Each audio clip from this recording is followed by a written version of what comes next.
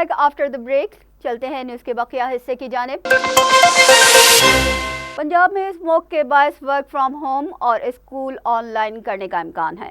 نگراں وزیر ٹرانسپورٹ پنجاب ابراہیم حسن مراد کا کہنا ہے کہ ہر ہفتے کابینہ کی اسموک کمیٹی کا اجلاس ہوتا ہے جس میں مختلف محکموں سے رپورٹس لی جاتی ہیں. پچھلے دنوں کیے گئے اقدامات کی وجہ سے اسموک کی صورتحال بہتر ہوئی ہے. ابراہیم حسن مراد نے کہا کہ آئندہ اجلاس میں بدھ کو ورک فرام ہوم کے معاملے پر غور ہوگا. اس ہفتے 1 سے 2 دن ورک فرام ہوم اور آن لائن اسکول کے اقدامات کیے جا سکتے ہیں. پبلک ٹرانسپورٹ کو بھی محدود کیا جا سکتا ہے. ان کا یہ بھی کہنا تھا کہ بھارت سے آنے والی آلودگی بھی لاہور اور دیگر شہروں کو متاثر کر رہی ہے. کاٹی کے صدر فراز الرحمان کا کہنا ہے کہ برآمدات میں کمی تشویشناک ہے. حکومت برآمدی شعبے کے مسائل کو حل کرے، جبکہ اسلام آباد چیمبر آف کامرس کے صدر احسن ظفر بختاوری کا کہنا ہے کہ حکومت ٹیکس کے نظام میں بہتری پیدا کرے.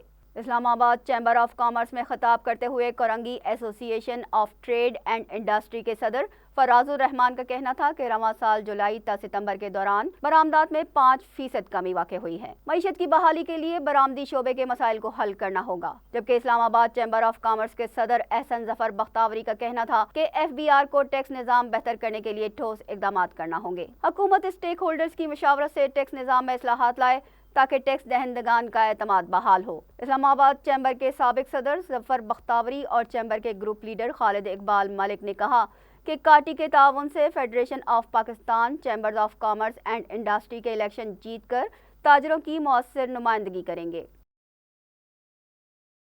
غزہ کا الشفا اسپتال بمباری کے باعث تباہی کا شکار ہے.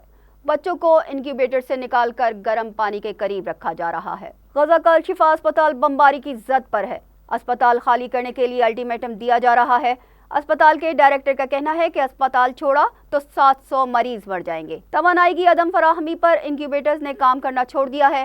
9 مولود بچوں کو گرم پانی کے نزدیک رکھا جا رہا ہے. غزہ کا القدس اسپتال بھی غیر فعال ہوتا جا رہا ہے. انتہائی نگہداشت کا یونٹ بند کر دیا گیا ہے، جبکہ اسپتال کے اطراف میں حملے سے انفراسٹرکچر کو شدید نقصان پہنچا ہے. فضائی بمباری، میزائلز اور راکٹس حملوں سے غزہ کے بیشتر اسپتال غیر فعال ہو چکے ہیں. اقوام متحدہ کے فلاحی ادارے کے مطابق جنگ بندی نہ ہوئی تو صورتحال قابو سے باہر ہو سکتی ہے. برسلز میں مقیم OIC کے رکن ملکوں کے سفیروں کا مطالبہ ہے کہ غزہ میں فوری جنگ بندی کی جائے. برسلز میں موجود اسلامک تعاون تنظیم کے رکن ممالک کے سفیروں کا کہنا ہے کہ غزہ جنگ بندی نہ ہوئی تو بڑا انسانی المیہ جنم لے سکتا ہے. فریقین کو ماضی میں کیے گئے معاہدوں پر عمل کرنا چاہیے. اقوام متحدہ کی جنرل اسمبلی کے خصوصی اجلاس میں جنگ بندی کے مطالبے کی تائید کرتے ہیں. ان حملوں سے غزہ میں تقریباً 12,000 لوگ مارے جا چکے ہیں، جن میں بڑی تعداد بچوں کی ہے. OIC کے رکن ممالک کے سفیروں نے اقوام متحدہ کے اداروں اور خاص طور پر غزہ کی پٹی میں انسانی امداد، خوراک، پانی، ایندھن، بجلی، طبی ضروریات اور غیر غذائی ہنگامی اشیاء کی فوری، محفوظ اور پائیدار فراہمی کی فوری ضرورت پر زور دیا ہے. امریکی ہیلی کاپٹر کے حادثے میں 5 فوجی ہلاک ہو گئے. امریکی وزارت دفاع کے مطابق بحیرہ روم میں MH-60 بلیک ہاک ہیلی کاپٹر معمول کی پرواز پر تھا. ہیلی کاپٹر ایئر ریفیولنگ کے دوران نچلی پرواز پر تھا، جس کے باعث حادثے کا شکار ہو گیا. اس حادثے میں ہلاک ہونے والے 5 فوجیوں کا تعلق بحیرہ روم پر تعینات army special operation aviation regiment سے تھا، جس کو نائٹ اسٹاکرز کے نام سے پکارا جاتا ہے. فوجیوں کی لاشیں بیس کیمپ پر پہنچا دی گئی ہیں. مڈغاسکر کے صدارتی الیکشن سے پہلے حکومت اور اپوزیشن کے درمیان تناؤ. اپوزیشن کا کہنا ہے کہ حکومتی امیدوار دوہری شہریت کے باعث نااہل ہیں. مڈغاسکر کے صدارتی انتخابات سے قبل حکومتی پارٹی کے امیدوار اینڈری راجولینا سخت دباؤ میں ہیں. ان کی مخالف جماعتوں نے ان کی دوہری شہریت رکھنے کی وجہ سے نااہل قرار دے دیا ہے، جبکہ ان کی اپنی جماعت بھی صدارتی انتخابات کا التوا چاہتی ہے کیونکہ رائے عامہ حکومتی جماعت کے خلاف ہے. اپوزیشن جماعتوں کا کہنا ہے کہ موجودہ صدر فرانس کی شہریت بھی رکھتے ہیں، اس لیے نااہل ہیں، جبکہ صدر کا کہنا ہے کہ ملکی آئین میں کوئی پابندی نہیں ہے. اینڈری راجولینا 2018 کے انتخابات کے نتیجے میں صدر بنے تھے. 16 نومبر کو ہونے والے انتخابات میں ان کی کامیابی کے امکانات بہت کم ہیں. سابق برطانوی وزیر اعظم ڈیوڈ کیمرون کا کہنا ہے کہ وزیر خارجہ کا منصب سنبھالنا چیلنجنگ ہے.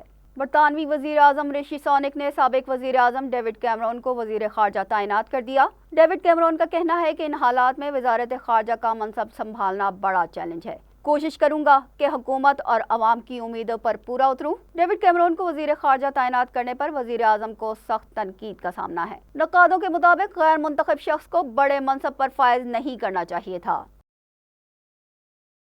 श्रीलंकन टीम के साबिक कप्तान राणा टुंगा ने भारतीय क्रिकेट बोर्ड के सेक्रेटरी जे शाह पर इल्जाम आयद किया है कि वो श्रीलंका की क्रिकेट चला रहे हैं। एक बयान में राणा टुंगा ने कहा है कि जे शाह के दबाव की वजह से श्रीलंका की क्रिकेट तबाह हो गई है। भारत में बैठा एक आदमी श्रीलंका की क्रिकेट चला रहा है। जे शाह अपने बाप की वजह से ताकतवर हैं, जो भारतीय वजीर हैं। राणा टुंगा का ये भी कहना है कि बीसीसीआई समझता है कि वो श्रीलंकन क्रिकेट बोर्ड को कंट्रोल कर सकता है। वाज़ेह रहे कि वर्ल्ड कप में टीम की बदतरीन शिकस्त के बाद श्रीलंकन वजीर खेल ने पूरे बोर्ड को फारिग कर दिया था, जबकि क्रिकेट बोर्ड में हुकूमती मुदाखलत के बाद आईसीसी ने श्रीलंका की मेंबरशिप को मुअत्तल कर दिया है। इंटरनेशनल क्रिकेट काउंसिल ने वर्ल्ड कप के सेमीफाइनल के लिए मैच ऑफिशियल्स का ऐलान कर दिया। आईसीसी के मुताबिक भारत और न्यूजीलैंड के दरमियान पहला सेमीफाइनल 15 नवंबर को मुंबई में, जबकि दूसरा सेमीफाइनल ऑस्ट्रेलिया और जनूबी अफ्रीका के दरमियान 16 नवंबर को कोलकाता में खेला जाएगा। भारत, न्यूजीलैंड और ऑस्ट्रेलिया जनूबी अफ्रीका के दरमियान होने वाले सेमीफाइनल में फील्ड एम्पायर, थर्ड एम्पायर और मैच रेफरी का भी ऐलान कर दिया गया है।